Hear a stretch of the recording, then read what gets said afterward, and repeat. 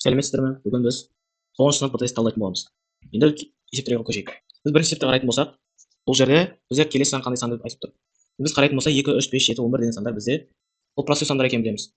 Енді простой сандар болғаннан кейін бізде келесі сан 13-ке тең болатынын білеміз. Және 11-ден кейін 10-шы сан жай сан. Значит, ответ Б. Енді екінші есепті қарайтын болсақ, бұл жерде сұрап тұр. 12-ші сан бізде неге тең болады? Енді біз мына жерде қарайтын болсақ, бірінші бұл 0, а 1 бізде 0-ге тең. А2 бізде 3-ке тең. Бізде генерал термін тауып алу керек. Біз қарайтын болсақ, енді АН тең АН минус 1. Біз 2 степень 2 минус 1. Сол санға қарайтын болсақ, енді біз мына жерде 1-ді қоятын болсақ, АН минус 1. 2-ні қарайтын болсақ, N тең 2. N тең 2 минус 1, яғни А1 болады. Енді мына жерде 2-ні қоятын болсақ, 4 минус 1 тең 3. Яғни бұл жерде дұрыс. Әрқайсысынан дұрыс болады. Мына жерде 8 болады. 3-ні қоятын болсақ, мына жерде 2, 3 плюс көйтілген плюс 5, значит 8 екен. Значит, бұл генерал термін болады. Ендеше біз 12-ні қоямыз. N тең 12. Бізде А12 тең А11 плюс 2 көйтілген 12 минус 1. Енді А11-ге тағы N-ге 11-ді қоямыз. Сол кезде А10 шығады и плюс 2 көйтілген 11 минус 1. Солай 2 көйтілген 11 минус 1. Солай кете беріп 2 көйтілген 2 минус 1 болған кезде біз N тең 2 деген жағдай болды. Біз A1 N тең 1 деп қоямыз, өйткені біз N тең A1 тең 0 екенін алдық басында. Осы кезде бүкіл бәрін қосамыз, сол кезде А12 бізде шығады. Енді 2 көйтілген 12 минус 1, 2 көйтілген 11 минус 1 бүкілін қосатын болсақ, бізде 2 көйтілген 12-лерін сыртқа 2-ні шығарып жіберетін болсақ, бізде 2 плюс 12 плюс 11 плюс 2-ше болады. Және сыртқа бізде 11 рет сан болған қайталанғаннан кейін минус 11 болады. Енді 12-ден 2-ше қосылса, біз білеміз, что 12-ден 1-ге шейін қосылса, Гаусс әдісімен 12 көйтілген 13 бөлінген 2-ге тең. Бірақ мына жерде бізде 1 жетіспегеннен кейін минус 1 қыламыз. Сыртында 2. И білеміз, что бұл тең, мына 2 көйтілген болсақ, 12 көйтілген 13 минус 2. Сыртта минус 11 болғаннан кейін, общий минус 13-ге тең болады. Минус 13 болғаннан кейін бұл қосылса 11 көйтілген 13, бұл 143-ге тең. Вариант С. Енді үшінші задачаны қарайық. Бізде бұл жерде генерал термін табу керек. Бізде 4 вариант бар. А, Б, С, Д. А қарайтын болсақ, бұл жерде N тең 1-ді қарайтын болсақ, сразу бізде қате болады. Өйткені мына жерде тең 0, N тең 1. Ана жерде 1. Бұл А деген вариант болады. Енді А тең 1-ді қоямыз екінші вариантқа. Д, біз білеміз, что N степени 0 это всегда равен 1. Значит, это всегда равен 2. Ол қате өткен бізде ешқайсысынан 2 деген санды көріп тұрған жоқпыз. Д-ға қоямыз. Если бізде N тақ болатын болса, мына жерде минус 1 болады. И бірақ білеміз, что тақ сандар үшін бізде ол 0-ге тең. Значит, бұл қате болады. Енді 1 қоятын болса, мына жерде минус 1 плюс тең 0 болады. Сразу қате болады. Енді Д үшін қарайтын болсақ, N тең тақ сандар үшін мысалға 1, 1, 1 ол всегда 1-ге тең болатынын дәлелдеу керек. Енді тақ болатын болса, N плюс 1 бізде жұп болады. Жұп болғаннан кейін минус 1 ол 1-ге айналатынын білеміз. Значит, 1 плюс 1 ол 2-ге тең. 2-ге бөлетін болсақ, ол 1-ге тең. Значит, дұрыс. Тақ сандар үшін дұрыс. Енді жұп сандар үшін қарайық. N жұп сандар болатын болса, бізде N плюс 1 ол тақ сан болады. И минус 1 плюс 1 бөлінген 2 ол 0-ге тең болады. Значит, дұрыс. Ответ вариант Д. Енді төртінші задачаны қарайтын болсақ, бізде арифметикалық прогрессияның бірінші мүшесі 4-ке тең екенін білеміз. Енді бізде үшінші бұл 3 деген common difference, яғни өсу ықтималдығы, яғни Д. Д тең 3. Енді бізде 15-ші теорияны табу керек. Бізде білеміз, что А15 ол А1 плюс 14 көбейтілген Д. Білеміз, что Д равен 4, А равен 4 дұрыс. Значит, 14 көбейтілген 4 плюс 4 ол 46 тең екенін білеміз. Значит, ответ 46. Бесінші есепке қарайтын болсақ, бізде арифметикалық прогрессия 10-шы мүшесі 41-ге тең және де common difference 4-ге тең. Енді А табу керек. Бізде А10 бізде А1 плюс 9 көбейтілген 4, яғни 36. Ал білеміз, бұл 41-ге тең. Значит, А1 тең 5 болады. Енді А3-ке қараймыз. А3 бізде А1 плюс 2 көбейтілген 4-ге тең екенін білеміз. Тең 4 болды. И 2 көбейтілген 4 бұл бізде 8-ге тең, А1 тең 5, значит, бұл 5 қосылған 8 тең 13. Ответ 13 болады. Алтыншы задачаны қарайтын болса, бізде арифметикалық прогрессия берілген, что А7 равен 14. И бізде А17 равен 19, значит, бізде common difference табу керек. Біз білеміз, что А17 ол равен А1 плюс 16D. Ол равен 19. И білеміз, что А7 тең А1 плюс 6D. Ол 14 екен. Енді біз мұны А7-ні А17-мен азайтып тастайтын болатын болсақ, бізде А1 мен А1 қысқарып, А16-ды мен 6-ды қысқарып 10-ды шығады. Яғни 10-ды тең 19 минус 14 ол 5-ге тең. Яғни 5-ге тең. Мына жерден көретін болсақ, Д тең 1 бөлінген 2 ол 0,5. Яғни ответ бізде бұл болады. Жетінші задачаға қарайтын болатын болсақ, бізде уже геометриялық прогрессия болды. Енді геометриялық прогрессияда бізде B1 тең 3, яғни өзгеру ауқымы 4. Яғни 4 есе көбейіп отырады. Енді төртінші теорияны табу керек. Бізде білеміз, что B4 ол B1 көбейтілген Q3. И білеміз, что B1 ол 3, Q ол 4. Значит, 3 көбейтілген 4-тің 3 дәрежесі. Значит, бұл равен 4-тің 3 дәрежесі біз білеміз 64, 3 көбейтілген 64, бұл 192-ге тең. Значит, А тең 190. Яғни вариант А. 8-ші задачаны қарайтын болсақ, бізде геометриялық прогрессия B6 бізде B2-ге тең және азайып отыруға, көбейіп отыруға 1 бөлінген 2-ге тең. Енді бірінші теорияны табу керек. Енді B6 бізде тең B1 көбейтілген 1 бөлінген 2 5 дәрежесі. А бұл 1 бөлінген 2-ге тең екенін білеміз. Значит, B1 көбейтілген 1 бөлінген 2 оның 4-і ол 1-ге тең. Өйткені біз 1 2 мен 1 2 қысқарып 1 4. Екі жақта да 1 бөлінген 2 степені 4-ге бөлетін болсақ, біз 1 бөлінген 2 степені 4 1-ге бөлінген кейін керісінше бұл бөлініп Bu kesin 2'nin 4. derecesi bu. Evet. Bu 2'nin 4. derecesi. Al biz bu 16'ga teң. Evet, atvet C. 9-cu задачада bizə geometrik progressiya verген. Yəni B3 bizə 18, yəni B6 486. İndi biz ratio табу керекпиз. B3 bizə ol B1 көбейтілген. Ну, ratio bizə D болсын. D степени 2. Значит, B6 bizə как раз B1 көбейтілген D степени 5 болады. Енді біз B3'ті B6-ға бөлетін болсақ, bizə B1 мен B1 қысқарып, D квадрат, D 5 степени 5 болғаннан кейін, бізде мына жерде D-ның 3 дәрежесі болады. Yəni D-ның 3 дәрежесі ол B3 бөлінген B6 бізде 486 бөлінген 18. 486 бөлінген 18 деген ол 81 көбейтілген 6 бөлінген 6 көбейтілген 3. 81 бөлінген 3 тең. Енді 81 деген 3-ның 4 дәрежесі болғаннан кейін бұл 3-ның 3 дәрежесі болады. Yani 3'ның 3 дәрежесі дегеніміз ол D-ның 3 дәрежесі, яғни D тең 3. Значит, ответ B. Енді бізде n теоремінің қосындысы бізде геометрик прогрессияда. 3n минус 1-ге тең, яғни 4-ші теорем табу керек бізге. Енді біз білеміз, что Sn равен 2 көбейтілген 3n минус 1. И енді бізде 4-ші теорем ол S4. 3-ның 4 дәрежесі минус 1 дегеніміз ол бізде 80 көбейтілген 160-ға тең. Енді 3-ті табу керек, S3-ті. S3-ті табатын болсақ 2 көбейтілген 3-ның 3 дәрежесі дегеніміз ол 27 минус 1 26, яғни 52-ге тең. Білеміз, что S4 и S3 бұл Q B4-тен B1-ге шей сандарының қосындысы, ал B3-тен B1-ге шей сандарының қосындысы. Егер біз бұларды азайтатын болсақ, бізде B4-тің өзі ғана қалады. Яғни 160 минус 52 ол 108-ге тең болады. Ответ А. Енді 11 задачаны қарайық. Бізде бастапқы арифметика прогрессияның n теорема формуласы n квадрат плюс n. Енді common difference табу керек. Енді бізде S2 минус S1 ол біз n тең 2-ні қоятын болсақ, мына жерде 2 көбейтілген 2-ның квадраты плюс 2.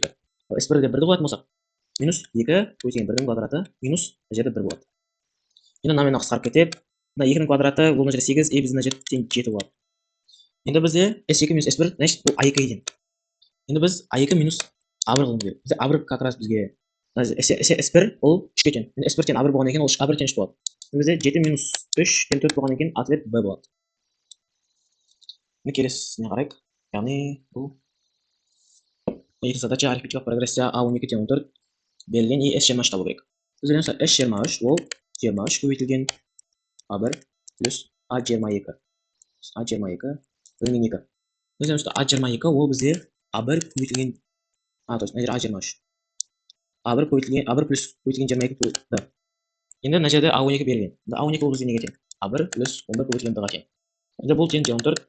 Мына жерде A1 22 көбейтілген D, A1-ді қосатын болсақ бізде мынау плюс A1 болады. Сол кезде 2 A1 плюс 22 D болады. Бөлінген 2 ол как раз бізде A12-ге тең болатын білеміз. Өйткені A1 плюс 11 көбейтілген D. 14 көбейтілген 23 бізде ответі болады.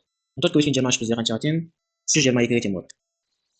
Енді 13-ші задачаны қарайық. Бізде берілген A1 плюс A5 тең 4, find S16. Енді бұл жерде арифметикалық, бұл жерде қарап тұрсақ азайып жатыр. Осы ең главное, осыған мән беріңіздер. Бұл азайып жатыр арифметика. Енді бұл жерде D болсын, common difference. Сонда A1 плюс A5 бізде A1 плюс 4-ті екен білеміз. Яғни A1 плюс 4-ті.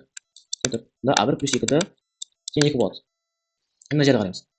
A1 көбейтілген A5 ол бізде уже A1 көбейтілген A1 плюс 4-ті. А бұл тең. Енді біз мына жерде қарайтын болсақ, A1 плюс 2-ді тең 2. Енді A1 ол тең 2 минус 2-ді. Бұны A1-ді осы жерге қоятын болсақ, 2 минус 2-ді.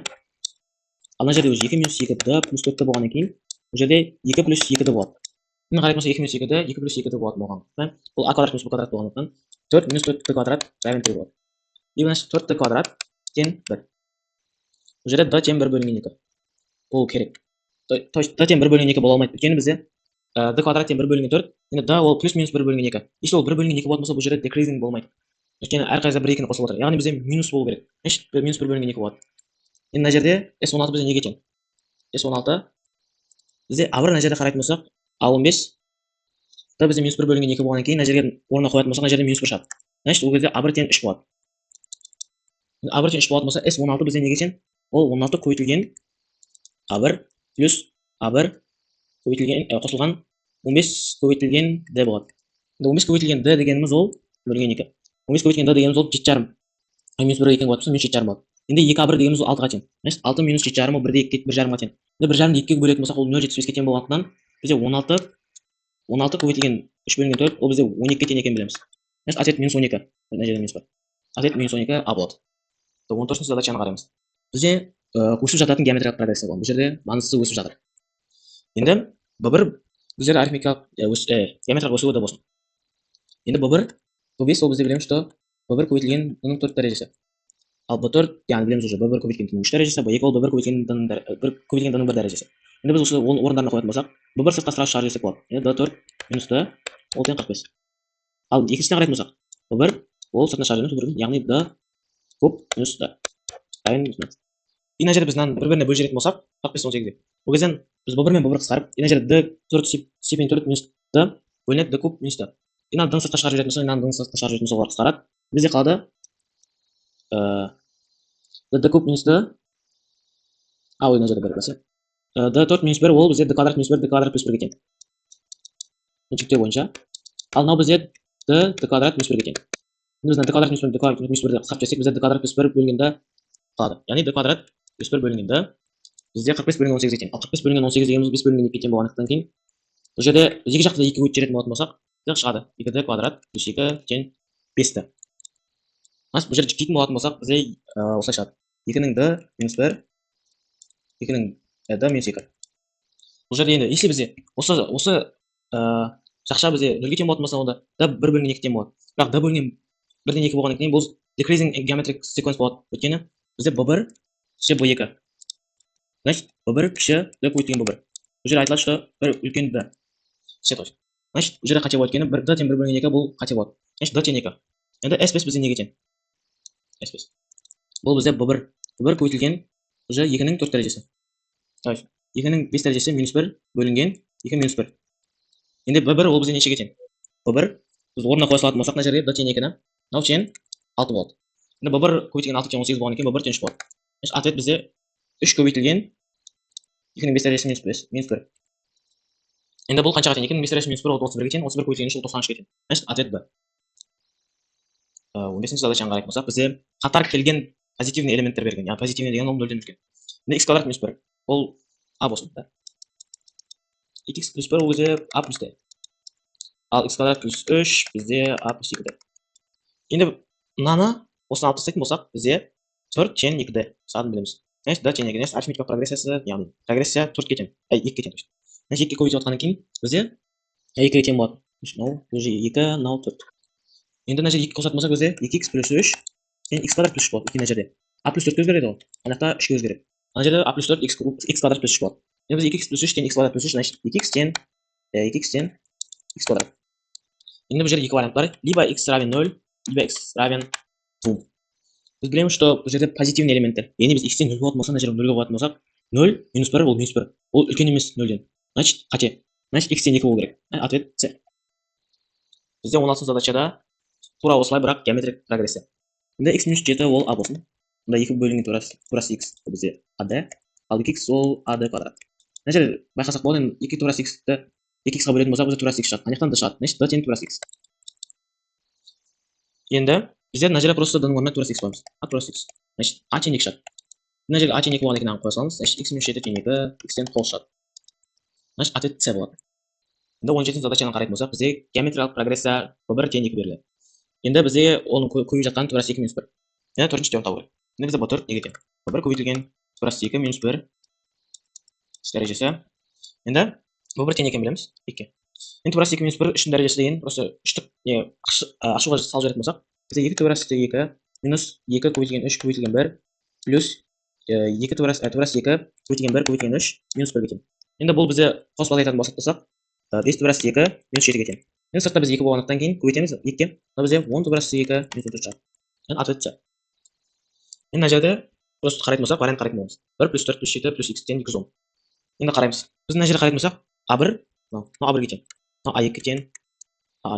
Енді мына жерде general term табу керек. Біз әрқайсысына 3-ке көбейтіп отыр ғой. Значит, мынандай. an равен 3n минус 1 с 1. Енді мына жерде 1 қоятын болсақ, мына жерде 0-ге тең плюс 1 a1 тең 1. a2-ге қоятын болсақ, бұл жерде 3 көбейтілген плюс 1 яғни 4-ге тең. a2 тең 4 дұрыс. Енді бұл жерде x-те осында вид бар. Бұл x-ге тең. a'н какой-то теңші. Енді 3n минус 1 плюс 1.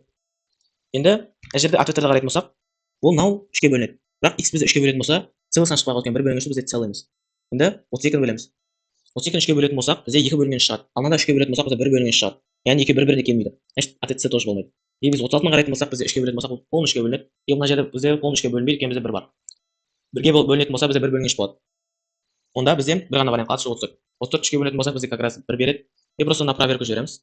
Біз білеміз, что SN жерде 34, енді 34 болғаннан кейін Qanchaga teң bizga n-1 teң, ya'ni 12-chi terim bo'ladi. N teң 12. Endi просто sn ga solamiz. No s12. 12 ko'paytirilgan a1 bu 1 ga teң, al x bizga 34 ga teң. Bo'lingan 2. Endi mana qisqa ketadi. 6 ko'paytirilgan 35 как раз bitta 2 so'ngadi. Значит, to'g'ri. Ответ bu bo'ldi. 19 zadachani qaraydigan bo'lsak, bu yerda просто general terim bergan, и просто sanasak bo'ldi. Endi n plus 2, ya'ni 3h bizga n plus 1 o'zi 2 ga teң, endi 1 qo'yamiz. Endi 10 minus 2 teң 8. Atos qaraymiz. Bizga h teң 8 bo'lganini bilamiz. 45 ko'paytirilgan 8. Minus 2 ko'paytirilgan 3. Так, 8. Так. Da. 2. И значит bu teң 36. Endi biz a5 qaraymiz. Bizga a5 bu a4 ko'paytirilgan 5. Bizga a4 36 teң bo'lgandan keyin 5 ko'paytirilgan 36 minus bizga 8 ga teң bo'lgandan keyin 2 ko'paytirilgan 8 bizga 180 ga teң. 16 ga teң. Значит bu 164. 180 minus 16 164. Ya'ni ответ A. Ve so'nggi задача 20 задачаны qaraymiz. 20 задачада ne berilgan? Bizga 3 подряд kelgan geometrik sekvens bergan. X, Y, Y. И najada to'g'ri x, y to'g'ri bergan. 3 подряд. Bu yerda bir arifmetik. Endi arifmetik qaraymiz bo'lsak, x ol x. Y ol x plus da. 9 ol x plus y. Endi qaraymiz bo'lsak, 9 minus y oldiga teң. Bundan y dan 9 olsak bo'lsak, x bilan x chiqaradi. Y dan 1 dan yo'qolib qoladi. Endi 9 minus y teң da. Endi najada biz o'rnina o'z sanni qo'ya oladigan bo'lsak, najada mana y teң x plus 9 minus y ol y teң x plus y. X plus 9. Endi qaytadan geometrik progressiya qaraymiz. Endi x teң x ekan bilamiz. Endi y ol ax bo'lsin. Al 12 ol a kvadrat x. И a kvadrat x najada biz 12 ni y ga bo'lib beradigan bo'lsak, biz a men x bilan x qisqarib, a men aning bir stepeni qisqarib, a qiladi. 12 bo'lingan y ol a ga teң. Biz 12 bo'lingan y a ga teң bo'lgandan keyin najada aning o'rniga qo'ya oladigan bo'lsak, y kvadrat teң 12 chiqadi. Mana y ni yaxud 12 bo'ladi. Endi bizga x teң y kvadrat bo'lgan 12. Endi biz o'sha belgilangan biz topgan narsani o'rniga qo'yadigan bo'lsak, biz ikki yoqda 12 ga ko'chiramiz. Y bizga 24 y teң y kvadrat plus 9 ko'paytirilgan 12 ga teң. 38 ga teң. Endi 24 y ga qo'shiramiz bo'lsak, biz y kvadrat 24 y plus 38 teң. Ana biz bo'ya olsak bo'ladi. 144 minus 36. Endi 36 biz 6 kvadratdan 12 kvadrat. Endi biz 24 y kvadrat minus 24 y plus 12 kvadrat degan bo'lsak, y minus 12 kvadrat ekan bilamiz. Значит, y minus 12 kvadrati minus 36 ol teң. Endi 6 kvadrat bo'lgandan keyin a kvadrat minus b kvadratga solib bersak, y minus 18 y minus 6. Endi y teң 18 bo'lgan bo'lsa, biz najariga solib beramiz. Сол кезде a teң 2 bo'lgan 3 chiqadi. Najariga. И birinchi variant ol 2 bo'lgan 3. Endi y teң 6 degan variant qaraylik. Y teң 6 bo'lgan bo'lsa, unda 12 bo'lgan 6 ol 2 ga teң. Ya'ni ikkinchi variant bizga 2 ga teң bo'ladi. Endi bizga bu qanday variant? Bu C varianti. Значит, 2 bo'lgan 3 2 bu ответ beradi. C varianti bo'ladi. Sonradan bizning bugungi razborimiz bitdi. O'tasiga baringizga sotlik.